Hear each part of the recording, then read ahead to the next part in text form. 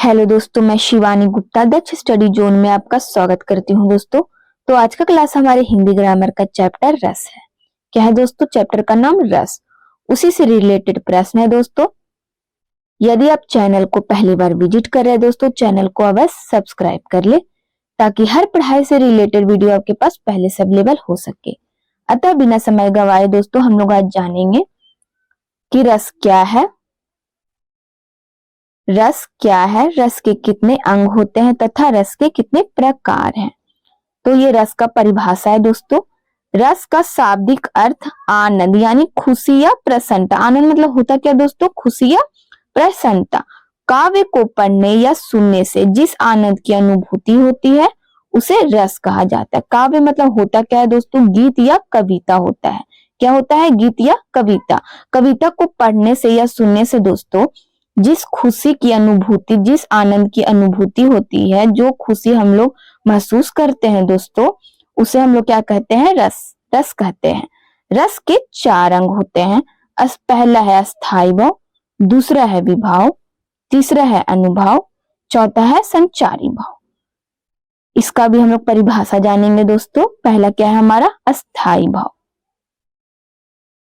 अस्थायी भाव सहृदय के हृदय में जो भाव अस्थायी रूप से निवास करते हैं अस्थायी भाव कहलाते हैं। सहृदय के हृदय में जो भाव अस्थायी रूप से निवास करते हैं दोस्तों अस्थायी भाव कहलाते। क्या कहलाते? स्थायी भाव। जैसे कि दोस्तों कोई भी व्यक्ति हंस रहा है। क्या कर रहा है? हंस रहा है। या कोई भी व्यक्ति गुस्सा कर रहा है तो हमारे मन में क्या होता है दोस्तों? बैठ जाता है। तो वो हमारे मन में क्या करता है? बैठ जाता है कि वो इंसान है जो गुस्सा कर रहा था, जो कई दिनों तक आपके मन में बैठा रहता है दोस्तों, स्थित रहता है। अगर उस व्यक्ति का नाम भी अगर हम लोग भूल जाते हैं दोस्तों, बट उस व्यक्ति का स्वभाव नहीं भूलते हैं। इसका मुख्य कारण क्या है? अस्थायी भाव है। अस्थायी भाव के कारण दोस्तों हम लोग जो भी भाव होता है जो हमारे मन में क्या हो जाता है? निवास करता है, निवास कर देता है दोस्तों। किसके कारण? अस्थायी भाव के कारण। दूसरा हमारा क्या है दोस्तों? विभाव। अस्थायी भावों के उद्बोधक कारण को विभाव कहते हैं। अस्थायी भावों के उद्बोधक कारण को क्या कहते हैं दोस्तों? विभाव कहते हैं। इसका भी एग्जाम्पल से समझेंगे दोस्तों। कोई भी व्यक्ति रो रहा है। क्या कर रहा है? रो रहा है। और उसके प्रति किसी के भी मन में या मेरे मन में जो दया का भावना उत्पन्न हो रहा है दोस्तों, वही हमारा क्या है? विभाव है। विभाव 2 प्रकार के होते हैं दोस्तों। आलंबन विभाव, उद्दीपन विभाव। इसका भी हम लोग परिभाषा जान लेंगे दोस्तों। आलंबन विभाव है। क्या है? आलंबन विभाव जिसका आलंबन या सहारा पाकर स्थायी भाव जगते हैं आलंबन विभाव कहलाता है। मतलब कि दोस्तों जिसके सहारे से अस्थायी भाव क्या होते हैं दोस्तों? हमारे मन में उत्पन्न होते हैं या जगते हैं, तो वो क्या हो गया? आलंबन विभाव हो गया। दूसरा हमारा क्या है? उद्दीपन विभाव। जिन वस्तुओं या परिस्थितियों को देखकर अस्थायी भाव उद्दीप्त होने लगता है उद्दीपन विभाव कहलाता है। इसका मतलब क्या हुआ दोस्तों? परिस्थिति यानी समझ रहे दोस्तों, कोई भी व्यक्ति एकांत जगह पे यानी शांत जगह पे अगर वो जाए तो वो उसी वातावरण के अनुसार अपने को क्या करता है? ढाल लेता है दोस्तों, खुद को ढाल लेता है। शांत है माहौल तो खुद को भी शांत मन में उसका भावना क्या होता है? शांति का भावना उत्पन्न होता है दोस्तों, उद्दीप्त होता है। तो उसी को हम लोग क्या कहते हैं? उद्दीपन विभाव। अब दोस्तों थर्ड है अनुभाव। रस का अंग है तीसरा अनुभाव। मनोगत भाव को व्यक्त करने वाले शरीर विकार अनुभाव कहलाते हैं। अनुभाव की संख्या 8 मानी गई है। कितनी मानी गई है दोस्तों? अनुभाव की संख्या तो 8 मानी गई है। इसका परिभाषा ध्यान देंगे दोस्तों। मनोगत भाव को व्यक्त करने वाले शरीर विकार अनुभाव कहलाते हैं। अनुभाव मतलब होता है दोस्तों अनुभव करना। जैसे मन की बात, मनोगत मतलब होता क्या है? मन की बात या मन के भाव को व्यक्त कराने वाले या करने वाले शरीर विकार अनुभाव कहलाते हैं। शरीर विकार मतलब क्या होता है दोस्तों? जैसे कि कोई भी व्यक्ति का सिर दर्द क्या कर रहा है, क्या दोस्तों, सिर दर्द कर रहा है, तो वो किसी को भी अपने मन की बात, मनोगत भाव को व्यक्त करता है दोस्तों, शरीर विकार के, शरीर विकार से रिलेटेड दोस्तों, सिर क्या हो रहा है, उसका दर्द कर रहा है। तो जो व्यक्ति दूसरे व्यक्ति को अपने मनोगत की भाव यानी मन की बात यानी मन का भाव को व्यक्त करता है दोस्तों, उसी को क्या बोलते हैं, अनुभाव कहते हैं। अनुभाव की संख्या कितनी है दोस्तों, 8 है। चौथा है हमारा, चौथा अंग है रस का संचारी भाव। मन में संचरण करने वाले यानी आने जाने वाले भावों को संचारी भाव कहते हैं। संचारी भाव की कुल संख्या कितनी मानी गई है दोस्तों, 33 मानी गई है। संचारी भाव का डिफिनेशन क्या है दोस्तों, मन में संचरण करने वाले या आने जाने वाले भाव को संचारी भाव कहते हैं। यानी जो हमारे मन में भाव संचरित होते रहता है दोस्तों, आते जाते रहता है। जैसे कि कोई भी व्यक्ति क्या कर रहा है, रो रहा है, तो हम लोगों को कुछ समय तक लगता है दोस्तों कि उस व्यक्ति को कोई मारा होगा। यानी वो जो ख्याल है दोस्त हमारे मन में आता है, कुछ देर के लिए, कुछ समय के लिए ही आता है दोस्तों, फिर विलुप्त हो जाता है। तो वही हमारा क्या है, संचारी भाव, यानी आते जाते रहता है, आने जाने वाले भाव को क्या कहते हैं दोस्तों, संचारी भाव कहते हैं, जो मन में संचारित होते रहता है। संचारी भाव पता चल गया दोस्तों किसे कहते हैं। ये हमारा रस का अंग हो गया। अब हम लोग रस के प्रकार पे ध्यान देंगे दोस्तों। तो रस के प्रकार 11 होते, कितने होते हैं दोस्तों, 11। कौन कौन है जो हम लोग आज जानेंगे। रस और स्थायी भाव हम लोग को पढ़ना है दोस्तों कि कौन सा रस का कौन सा स्थायी भाव होता है। तो पहला हमारा क्या है, श्रृंगार रस। श्रृंगार रस का स्थायी भाव प्रेम होता है। प्रेम मतलब रति भी होता है दोस्तों, प्रेम या रति। हास्य रस का स्थायी भाव क्या है, हास। करुण रस का अस्थायी भाव क्या है, शोक। वीर रस का स्थायी भाव उत्साह। रौद्र रस का क्रोध। भयानक रस का भय।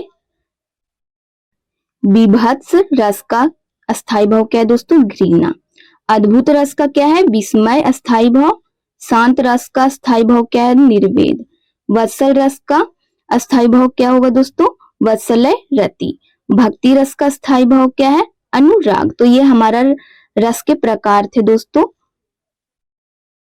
अब रस के से रिलेटेड दोस्तों वस्तुनिष्ठ प्रश्न पर ध्यान देंगे दोस्तों। तो पहला हमारा वस्तुनिष्ठ प्रश्न है रस से रिलेटेड, अस्थायी भावों की संख्या है। अस्थायी भावों की संख्या कितनी है दोस्तों, ए में है 9, बी में है 10, सी में है 12, डी में है 13। तो इसका हमारा सही ऑप्शन हो जाएगा दोस्तों ए यानी 9।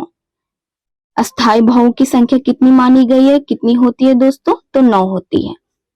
अगला प्रश्न है हमारा, शांत रस का स्थायी भाव क्या है, जुगुप्सा, क्रोध, शोक या निर्वेद। तो इसका हमारा सही ऑप्शन हो जाएगा दोस्तों, शांत रस का स्थायी भाव क्या होता है दोस्तों, निर्वेद, यानी डी ऑप्शन हमारा क्या है, सही है। अगला प्रश्न है हमारा दोस्तों, श्रृंगार रस का स्थायी भाव क्या है। श्रृंगार रस का स्थायी भाव क्या होगा दोस्तों, बताइए इनमें से क्या होगा। ए में दे दिया है उत्साह, बी में है शोक, सी में है हास, डी में क्या है, रति। तो इसका हमारा सही ऑप्शन क्या होगा दोस्तों, इसका हमारा सही ऑप्शन है दोस्तों डी। डी ऑप्शन हमारा क्या है, रति सही है। रति का मतलब क्या होता है दोस्तों, प्रेम। डी ऑप्शन हमारा सही है। अगला प्रश्न है हमारा दोस्तों, विस्मय अस्थायी भाव किस रस में होता है। ए में है हास, बी में है शांत, सी में है अद्भुत, डी में क्या है, बीभत्स। इसका हमारा सही ऑप्शन हो जाएगा दोस्तों सी यानी अद्भुत। विस्मय स्थायी भाव किस रस में होता है दोस्तों, किस रस में होता है, तो इसका हमारा सही ऑप्शन है सी यानी अद्भुत। अगला प्रश्न है हमारा दोस्तों, सर्वश्रेष्ठ रस किसे माना जाता है। ए में है रौद्र रस, बी में है श्रृंगार रस, सी में है करुण रस, डी में हमारा क्या है दोस्तों, वीर रस। तो इसका हमारा सही ऑप्शन है दोस्तों बी यानी श्रृंगार रस। सब सर्वश्रेष्ठ यानी सबों में से श्रेष्ठ रस किसे माना गया है दोस्तों, या माना जाता है, तो श्रृंगार रस को माना जाता है। अगला प्रश्न है हमारा दोस्तों, कवि बिहारी मुख्यतः किस रस के कवि हैं, करुण, भक्ति, श्रृंगार या वीर। तो इसका हमारा सही ऑप्शन हो जाएगा दोस्तों सी श्रृंगार रस। श्रृंगार रस के कवि बिहारी मुख्यतः कवि हैं, किस रस का दोस्तों? तो श्रृंगार रस। सी ऑप्शन हमारा क्या है? सही है। अगला प्रश्न है हमारा दोस्तों, रसोत्पत्ति में आश्रय की चेष्टाएं क्या कही जाती है? रसोत्पत्ति में आश्रय की चेष्टाएं क्या कही जाती है? विभाव, लंबन, अनुभाव या उद्दीपन? तो इसका हमारा सही ऑप्शन हो जाएगा दोस्तों सी यानी अनुभाव। अगला प्रश्न है हमारा दोस्तों, रस कितने प्रकार के होते हैं? रस कितने प्रकार के होते हैं? 3, 7, 8 या 9? इसका हमारा सही उत्तर होगा दोस्तों डी यानी रस कितने प्रकार के होते हैं? तो 9 प्रकार के होते हैं। अगला प्रश्न है हमारा दोस्तों, हिंदी साहित्य का 9वां रस कौन सा है? हिंदी साहित्य का 9वां रस कौन सा है? भक्ति, वत्सल, शांत या करुण? बताइए दोस्तों इसका आंसर क्या होगा हमारा? इसका आंसर हमारा होगा दोस्तों सी यानी शांत। सी ऑप्शन हमारा क्या है? सही है। हिंदी साहित्य का 9वां रस कौन है दोस्तों? तो शांत रस है। अगला प्रश्न है हमारा दोस्तों, वीर रस का स्थायी भाव क्या होता है? वीर रस का स्थायी भाव क्या होता है? रति, उत्साह, सी में है हास, डी में है क्रोध। तो इसका हमारा सही ऑप्शन क्या होगा दोस्तों? बी उत्साह। बी हमारा क्या है? राइट है। वीर रस का स्थायी भाव क्या होता है दोस्तों? उत्साह होता है। अगला प्रश्न है हमारा दोस्तों, माधुर्य गुण का किस रस में प्रयोग होता है? शांत, बी में है श्रृंगार, सी में है भयानक, डी में है रौद्र। तो इसका हमारा सही उत्तर क्या होगा दोस्तों? इसका हमारा सही आंसर हो जाएगा दोस्तों बी यानी श्रृंगार। बी ऑप्शन हमारा क्या है? सही है। अगला प्रश्न है हमारा दोस्तों, किस रस को रसराज कहा जाता है? किस रस को रसराज कहा जाता है? ए में है श्रृंगार रस, बी में है हास, सी में है वीर रस और डी में क्या है दोस्तों? शांत रस। तो इसका हमारा सही ऑप्शन हो जाएगा दोस्तों ए यानी श्रृंगार रस। किस रस को रसराज कहा जाता है? तो श्रृंगार रस को कहा जाता है। अगला प्रश्न है दोस्तों, संचारी भावों की संख्या है कितनी है दोस्तों? संचारी भावों की संख्या पहला है 9, दूसरा में है 33, सी है 16, डी है क्या दोस्तों? 99। तो इसका हमारा सही ऑप्शन हो जाएगा दोस्तों बी यानी 33। संचारी भावों की संख्या कितनी है दोस्तों? 33 है। अगला प्रश्न है हमारा दोस्तों, भरत मुनि के रस सूत्र में निम्नलिखित में से किसका उल्लेख नहीं है? अस्थाई भाव, शांत या अनुभव या व्यभिचारी भाव? बता दे दोस्तों, संचारी भाव का दूसरा नाम क्या है दोस्तों? व्यभिचारी भाव। तो इसका हमारा सही ऑप्शन क्या होगा दोस्तों? बताइए। इसका सही उत्तर हमारा होगा दोस्तों शांत यानी बी ऑप्शन हमारा क्या है? सही है। अगला प्रश्न है हमारा दोस्तों, भरत मुनि के अनुसार रसों की संख्या है कितनी है दोस्तों? 8, 9, 10, 11। तो इसका हमारा सही उत्तर होगा दोस्तों 8। ए ऑप्शन हमारा क्या है? सही है। भरत मुनि के अनुसार रसों की संख्या कितनी है दोस्तों? तो 8 है। अगला प्रश्न है हमारा दोस्तों, बीभत्स रस का स्थायी भाव है क्या होगा दोस्तों? इसका भय, शोक, निर्वेद या जुगुप्सा या घृणा? तो इसका हमारा सही उत्तर होगा दोस्तों घृणा। जुगुप्सा या घृणा, डी ऑप्शन हमारा क्या है? सही है। अगला प्रश्न है हमारा दोस्तों, क्रोध किस रस का स्थायी भाव है? क्रोध किस रस का स्थायी भाव है? तो इसका हमारा सही उत्तर हो जाएगा दोस्तों रौद्र यानी सी ऑप्शन हमारा क्या है? सही है, रौद्र।